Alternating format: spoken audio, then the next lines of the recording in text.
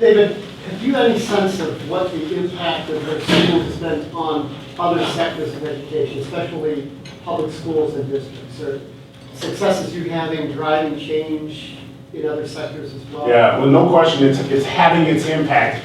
Now, obviously, you got to get to a reasonable scale before it makes a difference. But when you start talking about, 50,000 kids, you're talking about a pretty good-sized school district. And if you're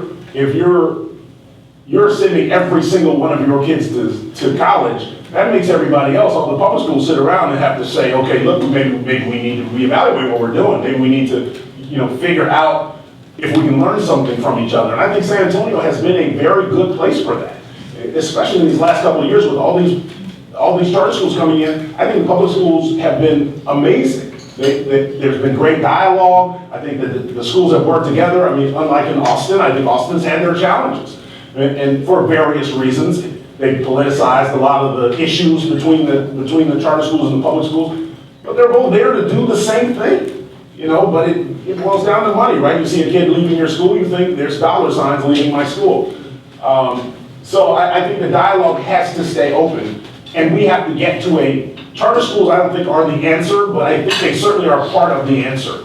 They give us some flexibility to do things differently, to try to be more efficient, to try to be more effective. There are some bad charter schools. There are some charter schools that are trying things that aren't necessarily as effective.